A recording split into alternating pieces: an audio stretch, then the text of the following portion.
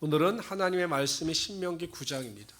아마 금요일 날이 다음 주까지 10장을 하면 제가 보니까 6월 달이 수요가 큐티가 신명기더라고요. 그래서 한번 잘 다른 부분을 보든지 하는데 하여튼 신명기 살펴본 데까지 살펴보도록 하죠. 다 찾으셨습니까?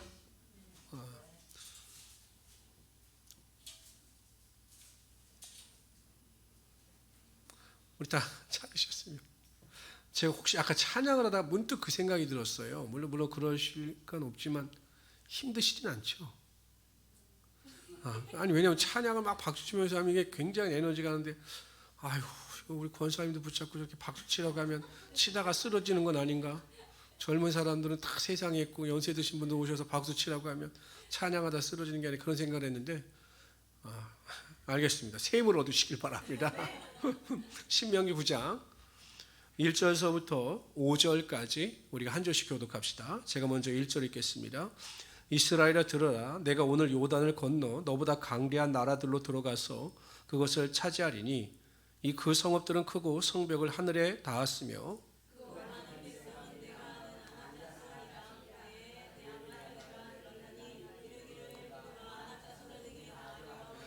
오늘 너는 알라. 네 하나님 여호와께서 맹렬한 불과 같이 네 앞에 나아가신 즉 여호와께서 그들을 멸하사 내 앞에 엎드러지게 하시리니 여호와께서 네게 말씀하신 것 같이 너는 그들을 쫓아 내게 속히 멸할 것이라.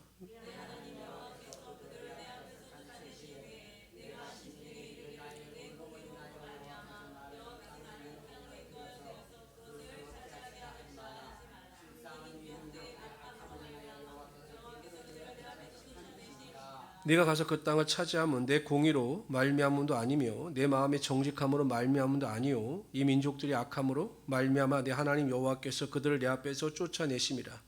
여호와께서 이같이 하심은 내 조상 아브라함과 이삭과 야곱에게 하신 맹세를 이루려 하심이니라. 하나님께서 가나안 족속을 내어 쫓으실 것이다 이렇게 말씀하셨습니다. 근데 오늘 본문에 보면 사람들은 그 가나안 땅에 머물고 있는 아낙 자손을 도저히 내어 쫓을 수 없다. 왜? 아낙 자손이 워낙 강대하기 때문에, 강력하기 때문에 그들을 내어 쫓을 수 없다. 이렇게 이야기를 했습니다. 그런데 여러분, 아무리 세상에서 강한 자라 할지라도 하나님 앞에서는 아무것도 아닌 존재가 되고 마는 것이죠. 하나님께서 이스라엘 백성들을 위하시고 하나님께서 이스라엘 백성들과 함께 하시면 아무리 강력한 무기와 능력을 가진 아낙 자손이라 할지라도 그냥 아무것도 아닌 것이 된다. 이렇게 하나님께서 말씀하고 있는 것입니다. 그러므로 우리가 성도님들이 무슨 일을 만나든 어떤 사람을 만나든 그 일이나 사람으로 인하여 낙심하거나 슬퍼하거나 절망하거나 포기할 필요가 없다라는 것입니다. 한번 여쭤봅시다. 여러분들 구구단들 잘 아시죠? 2 곱하기 2는 4. 2 곱하기 4는 8. 8 곱하기 8은 9 곱하기 9는 어렵구나. 난 쉬운 줄 알았는데. 2 곱하기 2는 4예요. 어렵지 않죠? 그러나 여러분들에게 어렵지 않은 이 2 곱하기 2를 양하임한테 물어보면 양하임한테는 너무 고차원의 수학이 되고 마는 거예요. 아니 6살짜리한테 야 하임아 2 곱하기 2는 뭐지? 그럼 얘는 생전 들어보지도 못하는 거예요. 그러니까 자기의 능력으로는 2 곱하기 2가 뭔지를 모르는 거죠. 그러나 학습되어지고 경험되어진 여러분들에게 있어서 2 곱하기 2는 아무것도 아닌 것이 되는 겁니다. 우리가 당하는 문제나 인간관계에서 나타나는 여러 가지 고통이 우리의 시각으로 볼 때는 굉장히 무겁고 버거운 것이 되지만 하나님 입장에서 보면 아무것도 아닌 것이에요. 그래서 하나님께서 우리와 함께 하시고 하나님께서 우리에게 이길 힘을 주시면 우리가 모든 것을 반드시 넉넉히 이길 수 있게 되는 것입니다. 근데 자꾸 내 자신의 초점을 맞추니까 부정적인 말을 하고 죄를 짓고 또 자꾸 원망과 불평을 하는 것이죠. 보세요. 외부 사람들은 아낙 자손을 못 이긴다는 거예요. 모든 사람이 내린 결론은 아낙 자손한테 이길 사람은 아무도 없다는 거예요. 근데 하나님은 결론을 내리십니다. 아낙 자손을 내가 먼저 다 쳐부실 것이니 너희는 염려하지 말라 명령하셨습니다. 그리고 그렇게 말씀하신 대로 하나님께서 능력을 행함으로 가나안 땅을 이스라엘 백성들에게 주셨던 거죠. 지금이야 그런 일이 없죠. 우리나라가 경제 개발을 하면서 한창 어려울 때 오일머니라고 해서 중동 국가에 가서 이 노동일을 하면서 외화 획득을 했던 저희 아버님 세대 분들이 그런 일을 많이 하셨죠. 얼마나 여러분 외롭겠습니까? 그 중동에 가서 일한다는 게 또 회교 국가이기 때문에 한국에서처럼 자유도 있는 것도 아니고 뭐 편한 게 하나도 없죠. 그러니까 타국에서 향수병으로 인하여 고통을 당하는 사람들이 많았다라고 합니다. 근데 그럴 때마다 이들에게 힘과 용기를 주었던 것은 가족들의 사진이었대요. 그 자녀를 생각하고 가족을 생각하면서 그 어려운 환경을 이길 수 있었다. 가족이 주는 힘이 나를 이렇게 세웠다라고 고백을 하는 분들을 많이 봤습니다. 어떻습니까? 우리가 하나님을 생각만 해도, 정말 하나님만을 생각만 해도 그 전지전능하신 하나님이 나의 삶의 아버지가 되어주시고 나의 삶의 능력이 되어주신다라고 하는 그 올바른 믿음만 있다면 우리가 어떤 환경 가운데 있다 할지라도 힘을 얻고 소망을 가지고 넉넉히 이기며 살아갈 수 있게 된다라는 것입니다. 그래서 우리 모든 성도님들은 항상 믿음 안에서 살아가시되 하나님께서 나와 함께 하시고 나를 도우심으로 나에게 능치 못할 일이 없다, 이러한 담대한 믿음을 가지고 살아가시는 우리 귀한 성도들이 되시기를 주님의 이름으로 축원합니다. 모세는 여러분 읽으시면 모세는 이스라엘 백성, 지금 이 9장의 전체의 내용이 어떤 내용이냐면 이런 내용이에요. 우리가 뒤에도 살펴보겠지만 이제 이스라엘 백성들이 가나안 땅에 들어가서 가나안 족속들을 다 쫓아내지 않습니까? 그럼 이제 가나안 족속을 쫓아내는 이스라엘 백성들이 이렇게 생각할 수 있다는 거예요. 야, 우리가 하나님 앞에서 의로움을 나타내 보였기 때문에, 우리가 하나님의 마음에 합당한 행동을 했기 때문에 하나님께서 가나안 족속을 내어 쫓아 주셨구나, 이렇게 착각할 수가 있는데 그것은 너희들의 착각이라는 것이에요. 이스라엘 백성들에게는 아무리 눈을 씻고 봐도 의로움이 눈꼽만치도 있다 없다? 없다라는 거예요. 그러니까 아무리 착각은 자유라고 하지만 착각하지 말아라, 이것을 강조하고 있는 것이거든요. 그래서 오늘 모세가 이 1절에서 5절 사이에 보면 미리 경고를 합니다. 경고를 함으로 인해서 절대 너희가 착각을 하지 말아라. 그러면서 하나님께서 가나안 땅에 있는 가나안 족속을 왜 내어 쫓으셨는가에 대하여 말씀하고 있습니다. 첫 번째는 그들이 악했기 때문에, 가나안 족속들이 악했기 때문에 그들을 내어 쫓으신 것이다 라고 말씀하셔요. 그럼 도덕적으로 악한 것을 의미할까요? 영적으로 악한 것을 의미할까요? 영적인 거죠. 무엇을 섬겼기 때문에? 우상을 섬겼기 때문에 하나님께서는 그들을 가장 악한 자라고 판단하셨고, 그 악함이 이스라엘 백성들에게 전이 될 것을 염려하셔서 아예 그들을 멸절시켜 버리셨던 것입니다. 우리 모든 성도님들은 절대로 우상 숭배하는 일에 대해서는 조금도 타협하지 말아야 합니다. 하나님보다 더 사랑하는 것을 내 삶에 두지 말아야 한다는 것입니다. 그러니까 내가 우상에 빠져 있는가, 우상에 빠져 있지 않는가를 알아볼 수 있는 성경 구절이 있어요. 이 구절대로 내가 살아가고 있다면 절대 우상 숭배에 빠져 있는 자가 아닙니다. 누군가 하면 하박국의 고백입니다. 다 같이 읽어봅시다. 시작. 비록 무화과 나무가 무성치 못하며 포도나무에 열매가 없으며 감람나무에 소출이 없으며 밭에 식물이 없으며 우리의 양이 없으며 외양간에 소가 없을지라도, 그만이요, 다 없어요. 여기서 우리가 더 여기다가 우리 시대의 말로 조금 더 추가한다면 병이 들어서 골골거릴지라도, 매일 빚을 지면서 살아간다 할지라도, 좋은 집에 살지 못한다 할지라도, 많은 대적들이 나를 힘들게 하고 교회 생활 가운데 힘들게 하는 사람이 있다 할지라도, 18절 있습니다. 시작. 나는 여호와를 인하여 즐거워하며,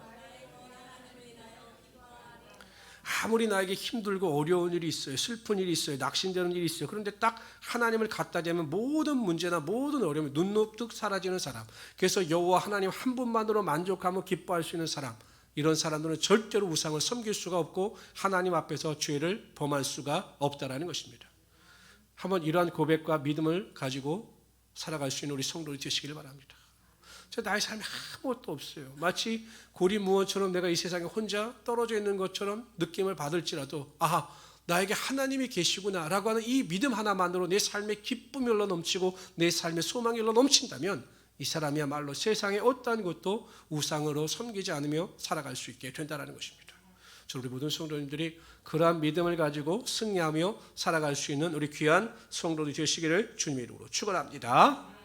두 번째는 왜 그들에게 가나안 족속을 내어 쫓으셨느냐? 5절 보세요. 5절 다 같이 읽습니다. 시작. 내가 가서 그 땅을 차지함은 내 공의로 말미암음도 아니며 네 마음이 정직함으로 말미암음도 아니며 이 민족들이 악함으로 말미암아.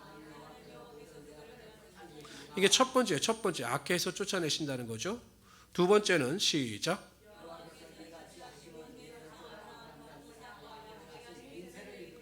뭐라고요? 맹세하신 것을 이루게 하려 하시기 위해서 그렇게 하신다라는 거예요. 결국 무엇입니까? 하나님께서 아브라함과 이삭과 야곱에게 약속하신 그 약속을 성취케 하시기 위하여 가나안 족속을 내어 쫓으신다라는 것입니다. 그러니까 여러분, 하나님은 한 번 약속하신 것은 반드시 이루시는 하나님이 되신다라는 것입니다. 하나님은 능치 못할 일이 없으셔요. 못하실 일이 없으셔요. 근데 못하시는 일이 하나 있어요. 뭘까요? 그렇죠. 거짓말을 못하셔요. 너무 저하고 비슷하신 거죠. 거짓말을 못하셔요. 거짓말을.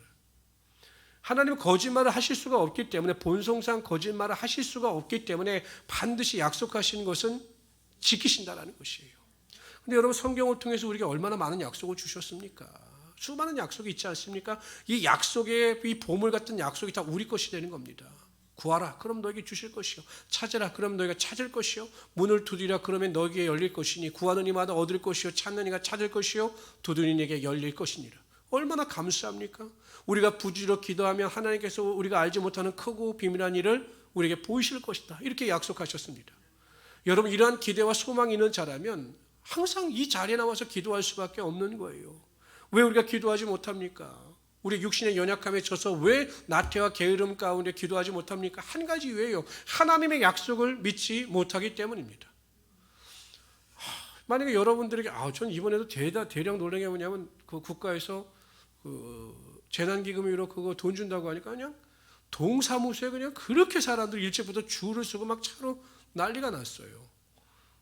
교회가 그렇게 해야 되는데, 그냥 기도 때마다 그냥 줄을 서야 되고 막 해야 되는데, 교회 때는 크게 기도하라고 말을 해도 그냥 왜 그렇게 핑계들이 많으신지, 이래서 안 되고 저래서 안 되고.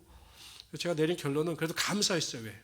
난 우리 성도들이 기도를 이렇게 못해도 왜 감사했을까요? 문제가 없구나. 문제가 없고 살만하구나. 그러니까 감사가 나오더라고요. 왜냐하면 그렇지 않아요, 여러분? 그렇다고 여러분들 뭐 죽고 살 것 같아서 이게 죽을 것 같아 나온 건 아니시고, 사람이 평안하면 그래도 여유가 있어요. 그 마음을 주시다. 하나님, 왜 우리 성도들이 요즘에 이렇게 기도를 안 할까요? 그 마음을 주시더라고요. 문제가 없지 않니? 그 마음을 주시더라고요.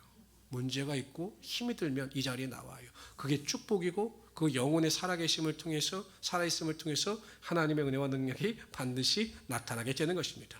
여러분들 기도하심으로 하나님의 약속의 능력을 체험하며 살아가시는 귀한 성도들이 되시기를 주님의 이름으로 축원합니다. 6절부터 21절까지 읽는데, 이제 6절서부터 또 뭘 설명하냐면 이런 거예요.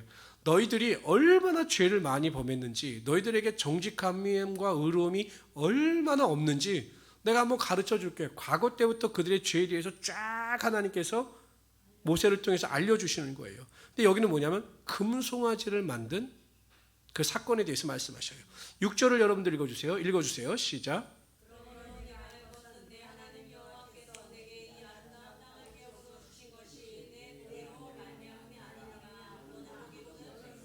그러니까 착각하지 말라는 겁니다. 착각하지 말아라. 너는 광야에서 네 하나님 여호와를 경록케 하던 일을 잊지 말고 기억하라.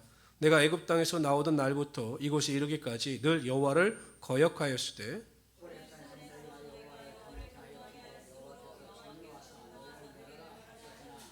그때 내가 돌판, 그러니까 이게 여러분 금송아지를 만든 겁니다. 금송아지. 그때 내가 돌판들, 곧 여호와께서 너희와 세우신 언약의 돌판들을 받으려고 산에 올라가서 40주야를 산에 거하며 떡도 먹지 아니하고 물도 마시지 아니하였더니,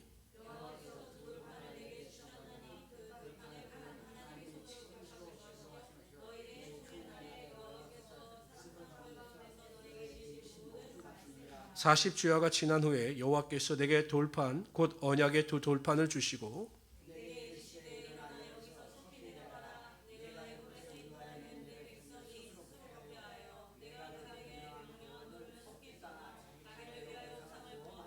그러니까 금신상을 만든 거죠.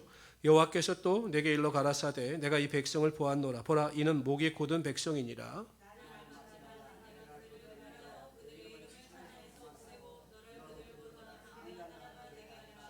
내가 돌이켜 산에서 내려오는데 산에는 불이 붙었고 언약의 두 돌판은 내 속에 있었느니라.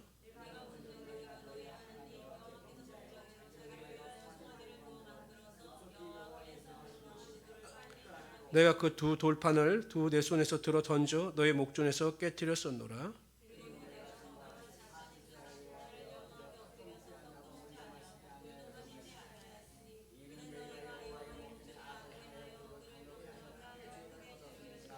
여호와께서 심히 분노하사 너희를 멸하려 하셨으므로 내가 두려워하였었노라. 그러나 여호와께서 그때도 내 말을 들으셨고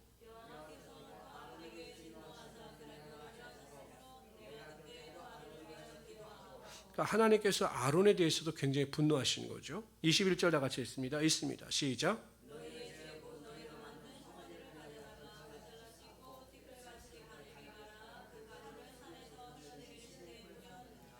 그러니까 모세가 하나님의 율법을 받기 위하여 시내산에 올라갔을 때 이스라엘 백성들은 모세가 보이지 않자 불안했던 거죠. 혹시 모세가 어떻게 죽은 건 아닌가. 그래서 여호수아에게 아론에게 부탁을 하는 거죠. 가져온 금은 폐물을 가지고 우리를 위해서 신을 우리를 이끄는 신을 만들어 달라. 그래갖고 금 송아지를 만들죠. 그리고 나서 막 이야기하는 거 아닙니까? 우리를 애굽에서 구원하는 신이다. 하나님께서 진노하셔서 그들을 멸절시키려고 하셨으나 모세의 중보기도로 그 하나님의 진노를 거두어 가시는 이야기가 본문에 나오는 겁니다. 봐라, 너희들이 이같이 죄악 가운데 거하며 살았지 않느냐. 그런데 무엇이 너희가 의로움과 너희의 무슨 거룩함이 있겠느냐라고 말씀하시는 겁니다. 22절 29절에 또 그 이스라엘 백성들의 죄에 대한 것이 기록되어져 있습니다. 22절 제가 읽겠습니다.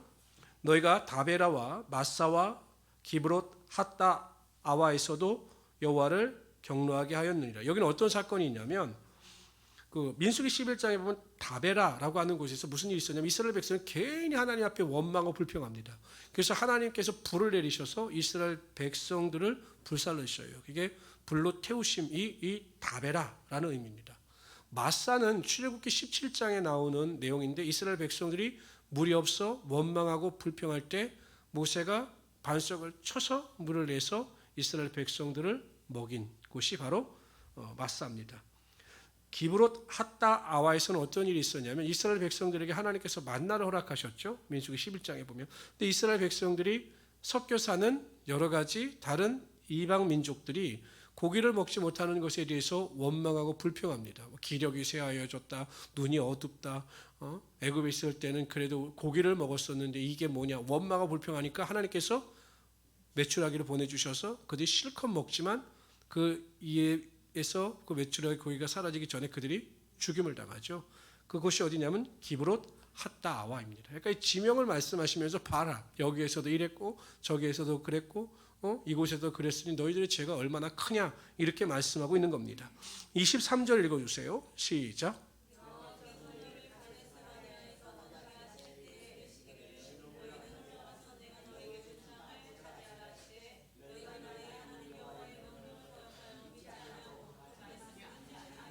여기는 아시다시피 12정탐꾼을 보냈는데 10정탐꾼이 와서 원망하고 불평하니까 이스라엘 백성들 전부가 하나님을 원망하고 불평하던 그 가데스 바네의 사건입니다.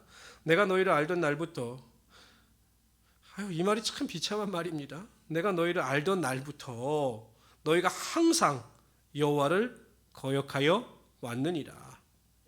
25절이요. 시작.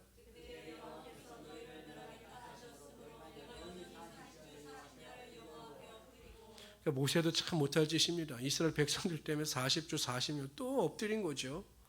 여호와께 간구하여 이르되 주 여호와여 주께서 큰 위엄으로 속량하시고 강한 손으로 애굽에서 인도해 내신 주의 백성 곧 주의 기업을 멸하지 마옵소서.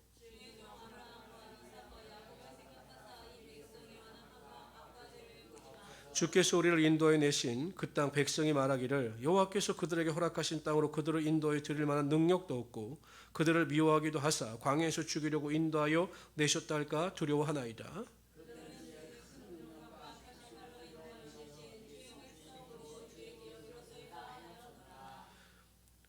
24절 제가 한번 다시 읽어드렸듯이 내가 너희를 알던 날부터 너희가 항상 여호와를 거역하여 왔느니라. 하나님께서 그들의 죄를 기억나게 하신 이유, 지적하신 이유는 한 가지입니다. 가나안 땅에 들어가서 그 땅을 취하고 그 땅에서 복을 받을 수 있는 이유는 너희들의 공로나 의지가 아니라 내가 네 조상들과 약속했고 그 땅의 악한 자들이 하나님을 대적했기 때문에 그들을 쫓아내는 것이다. 너희들의 공의로움과 정의로움과는 전혀 상관이 없는 것이다. 너희가 그 땅을 취할 수 있는 것은 한마디로 내 은혜다. 이렇게 말씀하고 있는 것입니다.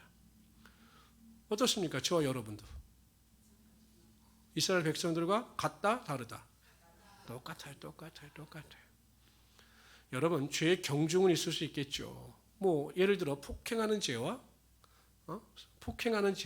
이렇게 구타하는 죄와 언어 폭력의 죄는 다를 수는 있지만 똑같이 폭력이거든요. 나는 말로 욕을 했다, 주먹으로 때리지 않았다 해도 요즘에 똑같이 다 죄가 폭력이 들어갑니다. 근데 여러분, 우리가 이 세상을 살아가다 보면 조금 내가 다른 사람보다 믿음이 나아 보일 때도 있고 내가 열심을 낼 때도 있어요.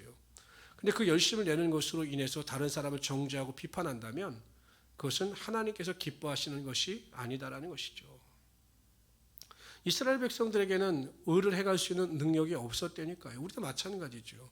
우리가 하나님 앞에서 뭐 의롭다 그렇고 내가 하나님 말씀대로 산다고 하지만 하나님이 생각하는 기준은 제가 보기엔 절대 도달할 수가 없는 거거든요.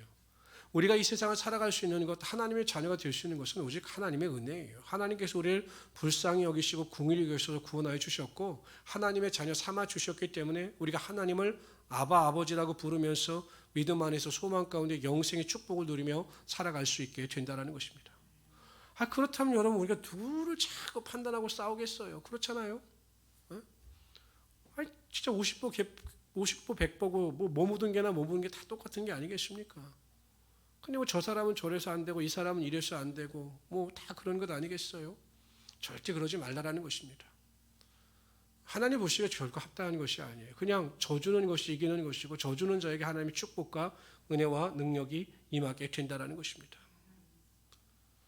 제가 저번에 어느 목사님, 큰 교회 목사님하고도 이야기를 하다가 그 목사님도 그 말씀을 하시는 거예요. 교회에 풀리지 않는 수수께끼가 있다고 그러시더라고요. 뭔데요, 목사님?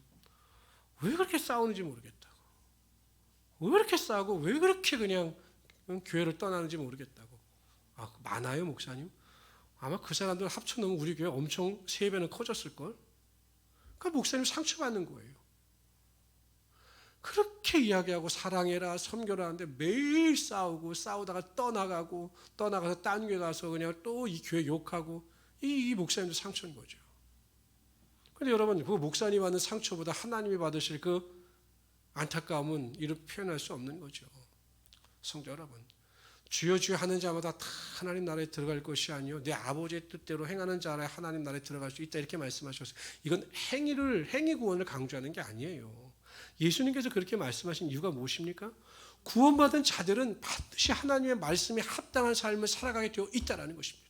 그래서 우리 모든 성도님들은 철저하게 낮아지고 철저하게 섬기는 본을 통해서 내가 하나님 은혜로 말미암아 구원받았으니 하나님을 위하여 살겠다라는 마음을 가지고 승리하며 살아갈 수 있는 우리 귀한 성도로 되시기를 주님의 이름으로 축원합니다. 모세가 얼마나 위대합니까? 자신의 죄도 아니에요. 만약에 하나님께서 모세에게 명령하신 대로, 말씀하신 대로 모세를 통해서 국가를 세우고 그의 영광을 나타내 보이셨다면 훨씬 더 모세에게는 유익이 되었지만 모세는 하나님께 기도를 합니다. 어떤 기도를 하냐면, 하나님, 이스라엘 백성들을 하나님께서 멸하시면 하나님의 영광이 가려워집니다. 다른 이방 민족들이 뭐라고 이야기하겠습니까? 하나님이라고 하는 신이 기껏 이스라엘 백성들을 애굽에서, 종되었던 애굽에서 이끌어냈더니 광야에서 다 죽여버렸다. 이렇게 된다면 하나님의 영광이 가리우지 않겠습니까? 하나님의 진노를 거두어 주시고 제발 이스라엘 백성들이 다시 한번 기회를 주십시오라고 기도하니 하나님께서 하나님의 뜻을 접으셔요. 참 대단한 일입니다. 보통 하나님은 우리가 기도하면 우리의 뜻을 바꾸시거든요. 우리가 잘못된 기도를 하면 우리의 뜻을 바꾸시는데 이번에는 모세의 간구를 두시고 하나님께서 하나님의 뜻을 바꾸셨어요. 아주 특별한 일입니다. 그만큼 모세의 기도가 하나님의 마음을 감동시킨 것입니다.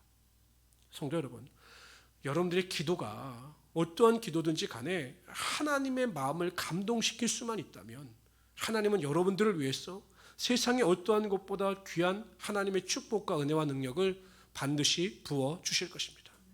하나님께서 주시고자 하는 하나님의 축복이 얼마나 크고 많습니까? 근데 그걸 못 누리는 거예요. 정말 못 누리는 거예요. 아쉽죠. 그냥 하나님의 마음을 감동시킬 수 있는 그 기도의 능력이 여러분들에게만 있다면 반드시 여러분의 삶은 온전히 변화되는 역사가 나타나게 될 것입니다. 다니엘이 하나님께 기도하다가 그 일로 인해서 생명의 위협을 받죠. 하루에 3번씩 기도하는 것 같다가 그 조서를 꾸면서 다니엘을 죽이려고 하는 악한 자들의 계략이 있었습니다. 아마 하나님 입장에서 보시면 참 다니엘이 어떻게 행동할까 궁금하셨을 것 같아요. 저 다니엘이 총리가 돼서도 매일 3번씩 나를 위해서 기도했는데 사람들이 그 기도하는 것으로 인하여 자신을 죽이려고 하는데 그 공문을 보고도 다니엘이 어떻게 행동할까 이게 궁금하셨을 거예요. 아마 하나님도 깜짝 놀랐을 겁니다. 똑같이 하는 거예요. 똑같이. 근데 하나님을 더 감동시킨 게 있죠. 어떤 기도를 했습니까? 감사 기도를 했어요. 감사 기도. 하나님은 아마 거기까지 생각 못 하셨을 거예요. 기도하는 것도 대단한데 오히려 자신이 이러한 위기에 빠진 것을 하나님께 감사함으로 기도를 드리니 하나님의 마음에 큰 감동이 있었던 것이죠. 하나님께서 그 사자굴에 있는 사자의 모든 입과 발톱을 막으셨습니다. 그리고 다리오 왕의 마음을 감동시키셨어요. 그리고 오히려 이전보다 더 높여주셨던 것입니다. 이러한 다니엘처럼 우리가 믿음으로 기도할 때마다 하나님의 마음을 움직이는 그 감동의 기도를 통해서 하나님의 놀라운 능력을 맛보며 살아갈 수 있는 우리 귀한 성도들이 되시기를 주님으로 축원합니다. 그래서 오늘 이 밤에도 여러분 이왕 나온 거 최선을 다해 기도하십시오. 하나님의 보좌를 움직이는 믿음의 기도를 들으십시오. 그럼 하나님께서 반드시 여러분의 기도를 들으시고 여러분의 삶에 하나님의 권세와 하나님의 능력이 나타나게 하여 주시는 것입니다. 이런 믿음을 가지고 넉넉히 승리하며 살아가시는 우리 귀한 성도 되시기를 주님으로 축원합니다. 기도합시다. 하나님 감사합니다. 언제나 우리를 사랑하여 주시고 어떠한 환경 가운데 있다 할지라도 환경에 압도되지 아니하며 주님 앞에 나와 믿음으로 기도하고 하나님을 찾으며 살아가게 하심을 감사합니다. 오늘도 하나님 우리가 찬양하고 믿음으로 기도할 때마다 하늘의 문을 여시고 구하는 모든 자들에게 하늘의 권세와 능력이 임하게 하여 주시옵소서. 예수의 이름으로 믿음으로 기도할지어다. 승리가 나타날지어다. 영광의 능력이 나타날지어다. 감사하며 예수님의 이름으로 기도드리옵나이다. 아멘.